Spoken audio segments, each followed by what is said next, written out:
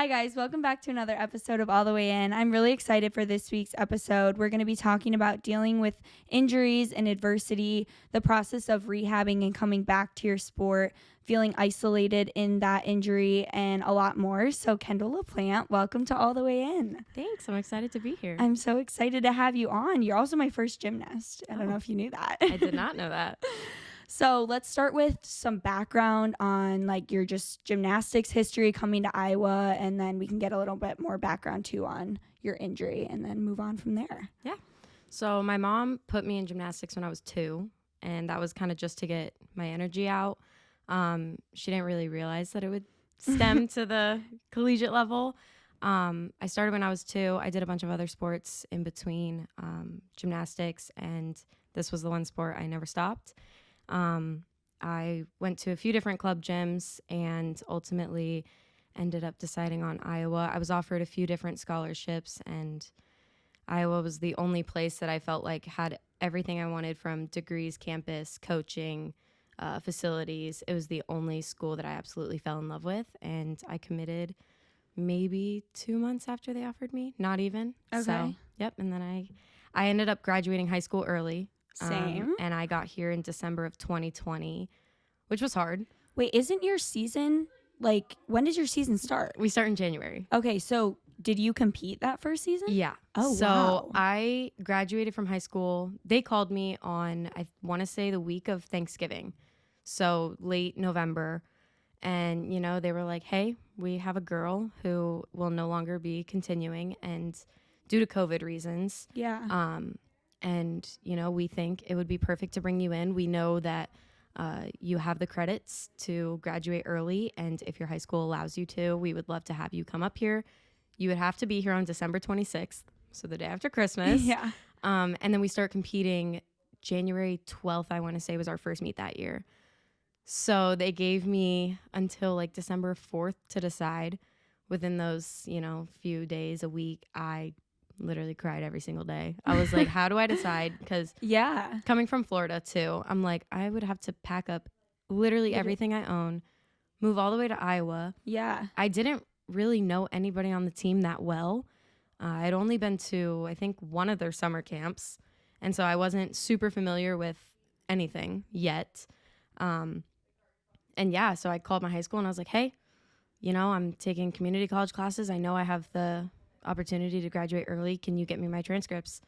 Got my transcripts, sent them to Iowa, called Larissa. I was like, hey, I got my transcripts. I'm ready to go. Oh my gosh. So yeah, the day after Christmas, we booked a flight. That's crazy. I didn't know you Yeah. could do that. Yeah. So with a wow. week, maybe like a week and a half, you know, notice to here's our offer. Do you want to come up early? You would have the eligibility of taking a 5th year because you're coming during COVID. Oh, okay. That's which was good. That's pretty nice. much the main deciding factor was Right. that opportunity of having a 5th year if I wanted it. Not necessarily taking it, but if I wanted it, it was there if anything were to happen. And yeah, so I called Larissa and I was like, okay, you know, you've convinced me. I'm ready to come. So yeah, I packed up the day after Christmas, moved out to Iowa. My mom and my best friend came with me. My dad met us here at some point and moved into the dorms and then competed. I had a week of training here. Wow. And then competed at our first meet on like January 12th against Minnesota Oh my Minnesota. Gosh. That's insane. How did you like deal with that mentally? Like I can't I had it in my mind for a while that I was going to graduate early, so I feel like I prepared myself, but I can't imagine having 2 weeks or whatever to just pick up everything and be in season. This is crazy. Yeah, there was like little to no time to decide anything. It was kind of all impulsive. Yeah. And like I said, I think the opportunity of having a 5th year if I wanted it was the biggest thing for me, just because how often do you get a 5th year? Right. Never. You know what I mean? Like, you know, until COVID, nobody took 5th years unless you redshirted or something. So, you know, say I had the best career of my life and I wasn't ready to be done. I would have the opportunity to take a 5th year, or something happens. I get injured. I have to redshirt. I would have that 5th year as a fallback. I think most of it was like adrenaline based. When I got here, Yeah. I was so excited. I was like, oh my gosh, I'm in college. Mm-hmm. Because, 3 weeks ago, I was living with my mom still. Right. I'm like, I'm in college. I'm living on my own. At the time when I first got to Iowa, I did not have a roommate yet. Okay. So a volleyball girl transferred in and she ended up living with me. We got along great. It was awesome. But it was COVID. Had to wear a mask everywhere. Oh, I think that was yeah. kind of the biggest adjustment was not really being able to do anything. Classes were online.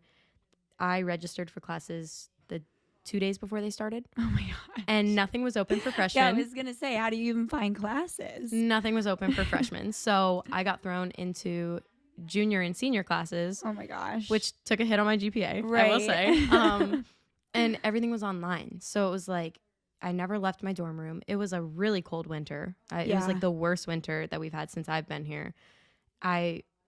It was really hard. I was really homesick for at least the first 3 months because Mm-hmm. I didn't have time to really think about what I just did of, oh my gosh, I just moved from Florida to Iowa in 3 weeks. I packed up everything, Christmas morning, I get a bunch of clothes and my mom's like, okay, a lot of this is for Florida. So we're going to have to buy That's a not whole gonna new work. wardrobe. I did Yeah. not own a coat. Oh my gosh. Yeah. So, it was terrifying, but I decided to do it. I was so excited. So when I got here and I had that week and a half of training, it was like, oh my gosh, like and college gymnastics season is the same as JO gymnastics season. Okay. So I would have been going into my senior year of JO. So I was prepared Right. to compete, not necessarily at the college level, Mm-hmm. but, I was ready. I had my skills, I had my routines, but coming here, equipment's different. The team's different. It's college gymnastics is more of a team sport. JO gymnastics is kind of every man for himself. Mhm. You have a team, but you're not competing for your team. You're competing for yourself. Right. So I think that was kind of one of the hardest things to adjust to was I'm not the only one doing this. And I'm only competing 1-2 events. Mm-hmm. When in JO, whether you were ready or not, you were competing Everything. all 4 events. And you Okay. had really, you had very little decision making. You'd go in, Yeah. you'd have the worst practice of your life, and they'd be like, "You're still competing this weekend." It's like, oh no, like, Yeah. I'm not ready. But yeah, coming in, I think all of it was like adrenaline based. I was just so excited to be here, so excited to be around a new atmosphere, new state, living on my own. Mm-hmm. I didn't really know what to do. So when that first meet came around, it was like, oh my gosh. And that first meet was televised, which was like, what are the odds? You know, it was an in-conference meet. It was televised. I was like, oh my gosh. And they put me in the lineup having Wow. 1 week of training. I was like, That's insane. this is a lot of trust. And I was really excited for it, but it was terrifying. After that meet, I think it started to set in like, oh my gosh, like, I'm in college. I can't just go home now. You know what I mean? Right. So I think that was the hardest part. But I mean, I definitely wouldn't change my decision. I think I made the right decision. And freshman year did not go as planned. But Mm-hmm. I Yeah. had a week of training. I mean, There's not much take you what you can do can with get. that. Yeah. like I tried my best, and that's all that matters. I was able to travel with the team. I got really sick a lot freshman year coming from a warm climate Right. to a cold to climate. Iowa. I was sick every single weekend, and they were like, "What is wrong with you?" I was like, "I have no idea." But yeah, it's the weather changed, the living on your own, the COVID, can't Yeah, go that anywhere, doesn't have to wear a help. mask. Competing in a mask was really difficult. All of that, but like I said, I wouldn't change my decision. I'm curious so you talked about like obviously individual and more team differences, but are there any other adjustments to the collegiate level versus club or whatever? I don't know what it's called. Yeah. Sorry. I would say like club gymnastics. Yeah. It's like I said, it's every man for himself. And essentially everybody's just trying to get to the college level. So one of the biggest differences was I came here and Larissa was like, okay, let's do 5 to 7 fulls on vault. I was like, 5 to 7? She's like, how many did you used to do? In club, it was 1 and done. Oh, wow. If you made your first full, it did not matter how bad it was, or if you were almost on your face, it was like, good job, you made it, you're done. So I think the the intensity of training was definitely a lot different, especially preseason, which I missed freshman year. So I never got to experience that until sophomore year. That was a lot different is preseason. There's a lot more conditioning, a lot more like mental aspects to it. Club, they just kind of expect you to be ready, Yeah. get your stuff, and then we'll start competing. It's not a huge deal. Like I said, everybody's just trying to make it to nationals so they can be seen by the college coaches, trying to get recruited.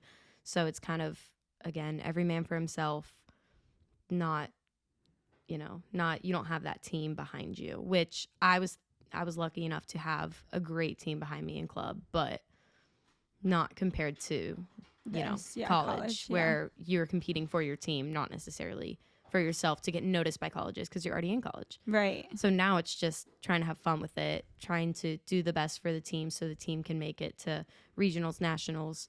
But I would say that's probably the biggest difference is just the individual versus team, the level of intensity in your training, and equipment's different.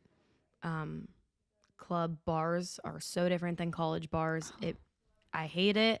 That's so weird. Collegiate gymnasts, we go home and we'll try to train, and it's like the first thing you do, you like fly off the bar, and it's like, okay, you forget about it. Everything is, for whatever reason, it's so different.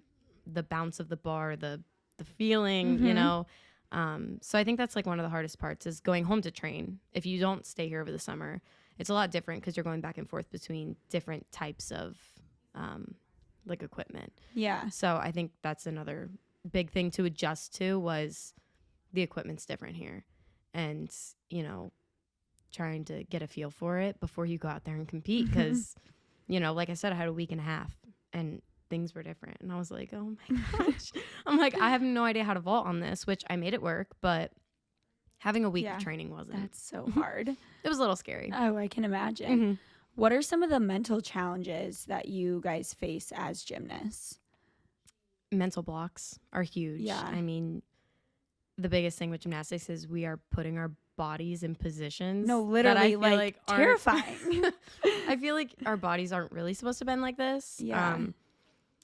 Just flipping through the air and having to figure out where you are is probably one of the hardest things is like having good air awareness. If you don't have air awareness, it could go very poorly for you. And I think that's one of the scariest things, which obviously with years and years of training, you get used to it. Right. But, mental blocks on skills, one day you'll have a skill, you'll come in the next day and you won't go for it. And it's like, you're actually kidding. There's nothing you can do. No, yeah. and you just have to work through it. And that's the hardest part is working through it because you don't know what's wrong. It's not like you crashed and you're scared to go again. It's like, I did this perfectly yesterday. I mean, heck, I did it perfectly 5 minutes ago. Yeah. And I think at the collegiate level, we still have those. I still have mental blocks. I mean, I did a series the other day for the first time in 11 months, came in the next day and wouldn't go for it. And I was like, gosh. Okay. Like, I don't know if it was like I had so much adrenaline and I was so excited to do it. And then the next day I was like, oh my gosh, the adrenaline's gone. Like, I can't just chuck it. And that's another thing in gymnastics, you can't chuck your body. I mean, it's just dangerous. It's an extremely dangerous sport. And sometimes I wonder, I'm like, why did I do this? Like, I love it so much, but this is insane. Like, if you stand back and think about what you're doing, you seriously see, like, that is crazy. Yeah. No, Your average human cannot do this. Not even close. It comes with ease eventually, but I mean, mental blocks is a huge one. I would say gymnastics is one of the only sports, if not the only, that you start from a perfect score and you're deducted. Yeah. You are judged on your flaws. They expect you to fail in some sort of way. Yeah, that's hard. It's extremely tolling on your confidence, on your self-esteem, that these judges can take for choreography. If they don't like the way you dance, they're taking a deduction and they'll call it something else. So it's very it's so objective subjective. Subjective. Yeah. It's super subjective. I think that's one of the hardest parts is you'll get a score sheet back and it'll say, oh, this happened to one of my teammates. We took for legs apart on your Maloney. And it was like, her legs were not We're not apart, you know, apart, like yeah. they were glued together. And the hardest part is in gymnastics, you can't necessarily argue that. I don't think they started it until this year of you can have video playback. You can Oh. try to inquire, but you know that sometimes if you inquire, Makes it worse. makes it worse, and they Yeah. will drop your score. So starting from a 10 and you come back with a 9.6, it's like, dang, I thought that was pretty good, and you just found 4/10 to take away from me. And then you sit there and you think, you're like, what were you looking at? You know what I mean? Like, and it's hard because you can't come face to face with the judges as an athlete and say, like, what did you take? Oh. I would like to know. You know, your coaches do it. They get the summary sheets back, but I think that's like the hardest part is knowing that you're going into this routine and they're going to judge you on every single thing you do. It could be anything from, you know, leotard dance. They don't like the way you look. That's crazy. And they can deduct for like whatever they want and tell you it's something else. They could write on the score sheet, oh, legs apart. You have no idea if they seriously think your legs were apart or if they're taking for something else. something else. And they can take for rhythm, you know, bent knees, pointed toes, which are all things that as gymnasts we focus on, keeping your legs straight, pointing your toes. Yeah. Rhythm is a huge one, but there are some things that when they deduct, it's just like, man, like that is not something that I would have ever taken as a judge. And the worst part is we have other judges that won't take for that. So judges are able to take for whatever they want. I mean, a judge can take up to 3/10 for something when another judge will take 1/2 for it. So starting from a 10 and getting a lower score, it's like, wow, like you found that many flaws, which I know it wasn't perfect. In my heart, I know I didn't do the best routine in my life. Yeah. But I didn't think it was that bad. You know, and that's like the hardest part is like learning to deal with a sport that judges you on your imperfections. And it's impossible to be perfect. People do it. It's not that common.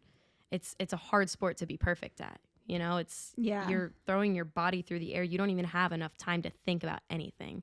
It's like a split second. Your bar routine is a minute long. What are you thinking in that minute? Speaking for myself, nothing. I black out every single time. You know, if I'm doing a bar routine, I black out. Yeah, I can especially imagine. in competition. And it's like you get so nervous, your adrenaline kicks in, and it's like, okay, let's go. And you just go. And then you finish and you're like, oh my gosh, that was awesome, you know? And you know, but it's just, I think that's the hardest part is being judged on your imperfections, and also I would say what we wear. Yeah, I was gonna say. It's a huge part of gymnastics, and unfortunately, gymnastics in the past has had a very bad rep with sexual assault, abuse, all that stuff. I think it's super easy for coaches to fall into that negative atmosphere of, you look bigger today. Yeah, that's so terrible. Yeah. I've experienced it. I guarantee every single gymnast under the sun has experienced it in some way, shape, or form. And you're putting yourself out there wearing Basically close nothing. to nothing. Yeah. And you're being watched. You're being judged on your imperfections. You're wearing literally nothing. And I mean, you look at what we wear and it's just like, man, like it's so hard to feel confident in that sometimes. You go out there and you're like, oh, I'm bloated today. You look in the mirror in your leotard and you're like, wow, I'm fat. Yeah. And it is the easiest thing like that. And we'll all say it. And it's like, I'm not. I'm a Division I athlete. My body lets me do all of these things that your average human can't do. I'm not fat. I'm strong. I'm muscular. But we're taught, you're fat. That's crazy. And the one thing I admire about Iowa is there is none of that. There's no negative, you look bigger. You know, you should start thinking about what you eat, right? Yeah. I was like, when I got to college, I think that was one of the biggest things I worried about because we train in shorts and spandex or spandex and bras. You're constantly being watched. You're expected to perform at this level, train at this level. what are they thinking about when they look at you at the gym? If I don't have a 6-pack of abs, which I have never had a 6-pack of abs, I know I'm strong enough to do the sport. I've never had abs. I was not gifted with that, but my body lets me do it. But there are girls on the team who have those genes where they just have a 6-pack of abs and they don't have to work for it. They can eat whatever they want and they just have it. Yeah. And I love that for them and I envy it. But it makes you think in the back of your mind, why don't I look like that?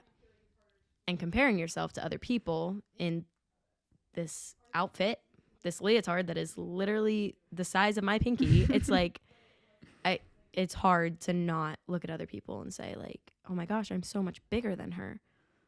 You're doing the same exact thing she's doing, you know, like you're competing the same events. You're able to do the exact same skills, you know, and it doesn't matter what you look like. If you can do it, you know, I was not built like a stick. I wasn't, you know, I'm muscular and I know that. But throughout gymnastics, it's like, wow, I'm so much bigger than her. Why am I so much bigger than her? And unfortunately, gymnastics is one of those sports that you see a lot of eating disorders. Yeah. And it's just because of what we're wearing. And we don't want the public eye to look at us and say, that's a bigger girl. You know what I mean? Like, I wonder how she does that. She's bigger than so-and-so. Yeah. And, you know, it's a huge part of the sport. Obviously, it's what we wear. And eventually you get used to it. You become more comfortable in your own skin. And I think that's what Iowa taught me. One of the biggest things Iowa taught me is to be more comfortable in my own skin. And I admire our coaches. I mean, you know, we see other teams on the road where they're like, hey, we got Texas Roadhouse and we can't eat these rolls. Do you want them? And our team is like, hell yeah, we want them. Like, give them to us. And I think that's a huge part of like what makes Iowa so great for me and for a lot of other people on the team is we're not judged for what we eat. We're not judged for what we look like. And it really helps internally of like, okay, they, you know, they don't care. Yeah. And I mean, unless it gets to a certain extent where you can no longer do your sport. Right. But I mean, there have been times, I hope Larissa doesn't care if I say this, there have been times we'll come back from a team retreat and we'll stop at McDonald's and we'll have McDonald's as a team. And it's like, you can't say that other teams do that. They don't. Yeah. I'm like, I don't know really what other teams are doing this, but we're so blessed with that. And it's like, it's helped a lot. Obviously in the back of my mind, sometimes I'll be in a Leo and I'll be like, okay, you know, I'm looking a little big today, but I can do my sport. And I think that's like the most important thing is like, if it gets to a point where you can't do your sport, say, you know, you suffer from an eating disorder and you can't do your sport, or, you know, the other end of that, you suffer from an eating disorder of eating too much and then you can't do your sport.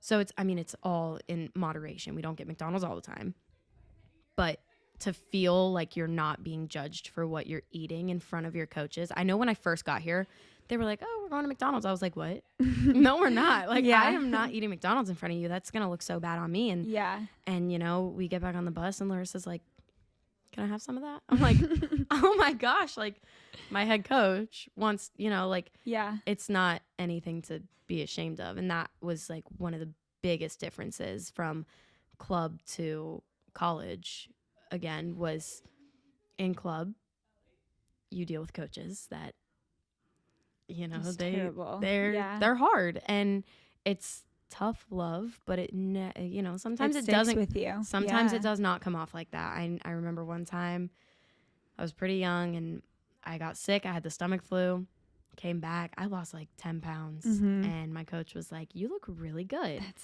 And in my head, I was like, wow. Oh my gosh. Like, I don't want to I don't want to make myself throw up, but if they think I look good, maybe. And thankfully, I never got to that point.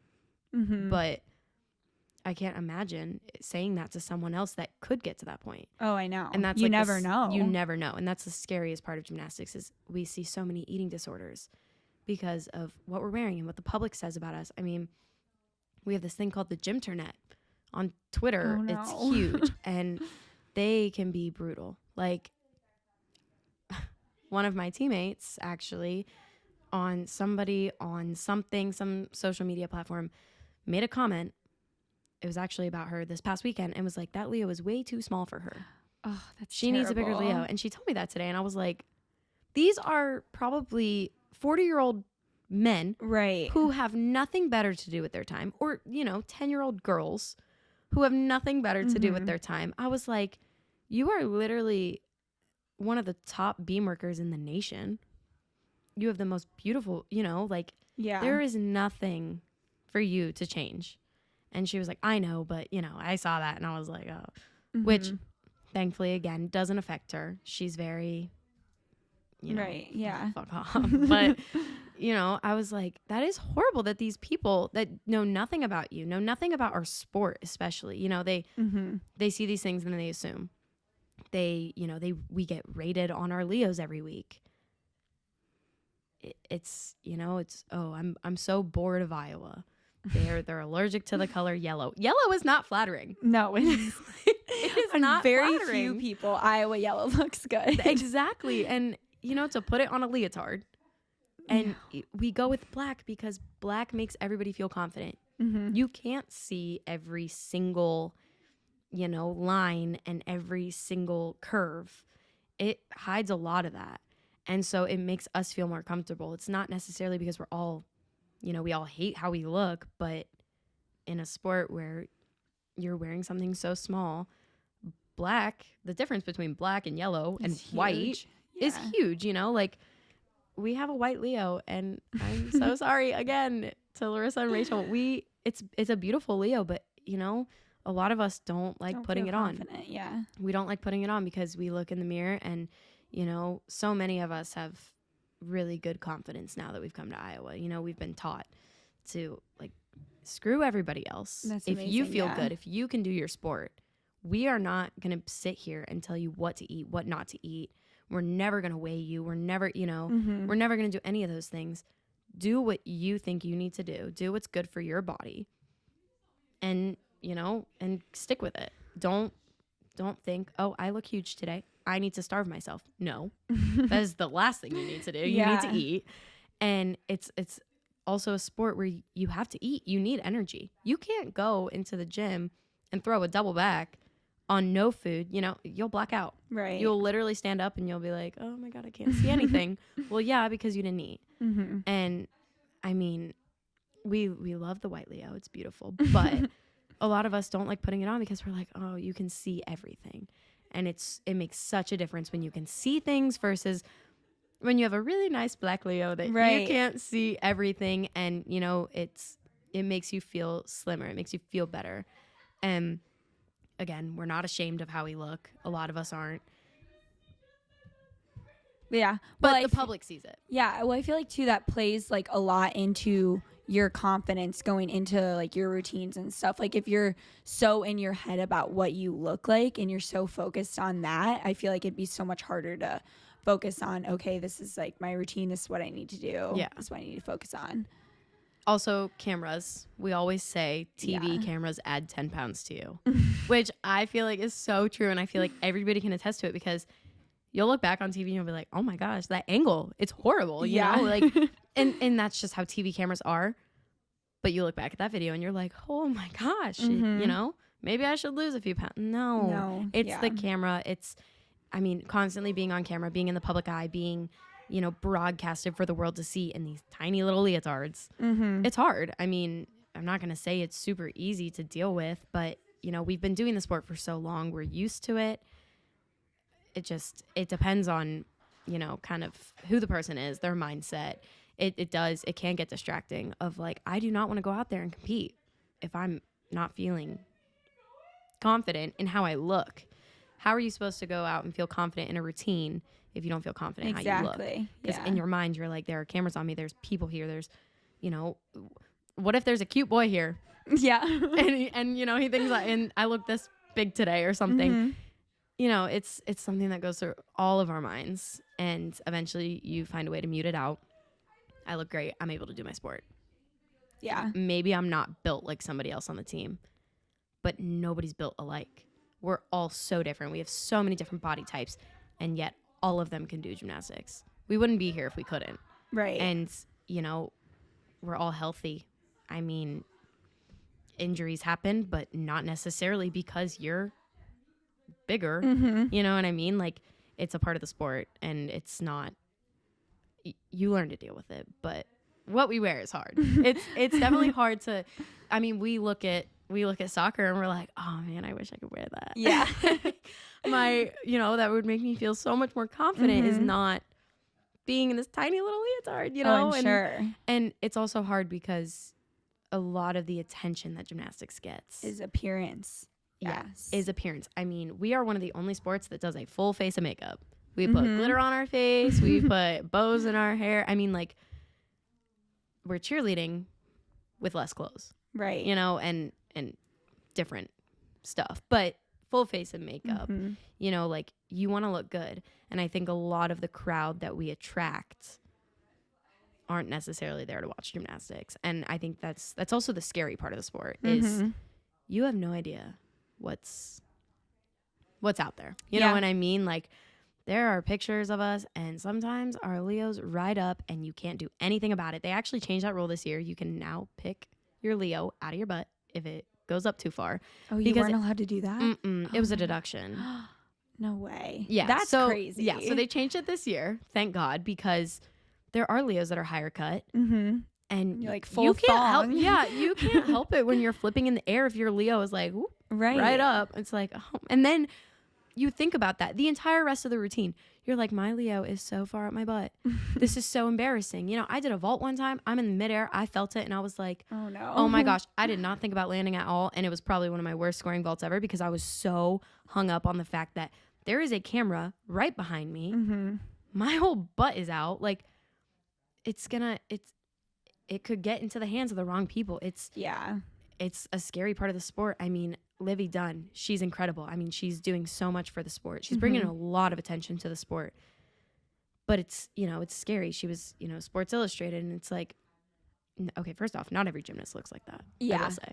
No. I admire her. She's doing great things for herself, great things for the sport. She's making a lot of money. Good for her. Not everybody looks like that. Not every gymnast looks like that. You know, like, she was blessed, you know? And she works hard, and she does gymnastics, and she does very good gymnastics, but, you know, half of her following is boys. I know. And men. And I mean, we get a lot of that. We'll post on Instagram for media day, and, you know, a lot of the team will get random comments from, like, random accounts. All these, like, hundreds of comments of old men. Yeah, and it's just like, oh my gosh, and then we have to go through and delete and block, and it's one of the hardest parts, again, about wearing nothing is, like, you're gonna attract some scary people. You're going to attract some people that you necessarily weren't trying to attract. I mean, we want to reach out to, like, little girls that are in gymnastics. Like, you could be here, you know, like, this could be you. Keep going, keep pushing. And it's like, unfortunately, that message gets lost. And then it's like, hey, look at me. I am in a leotard that goes halfway up my butt. You know what I mean? It's like, it's not ideal, but it's a part of the sport. Well, that's something I kind of talked about with Katie a bit too, because she's big on, like, NIL and stuff, and I know she struggled with it. But, like, even Livy Dunn, like, the audience that you're reaching, and especially in your sport as well, it's just like people take things the wrong way, and you're attracting the wrong people, but there's nothing you can do about it. Like, it's just the reality of what it is. Exactly. And I mean, we always say, be careful of what you're posting. I mean, our team specifically does not post pictures on a bed in a hotel room, which a lot of teams in the country do. I've noticed that. Which we have done in the past, and it immediately got into the wrong hands of someone. And like, within minutes, we were taking them down off Instagram. We were trying to get it out of the public eye, you know, and it's scary because it's like, you know, we felt good. We had fun taking these pictures, and people see these pictures and they twist it, and it's like, what were they? You know what I mean? It's like, oh my gosh, you know, like, we just put our leotards on before a meet, and we're getting ready, and we feel pretty. We're taking pictures, you know what I mean? You guys look good. And it can get twisted so fast, and it's so scary with the internet and how big it is and how quick things can get out. And it's, again, huge part of the sport is what we wear. But it does attract the wrong crowd sometimes. So you learn to live with it. But, I mean. Yeah, it comes with the territory, I guess. It does, yeah. So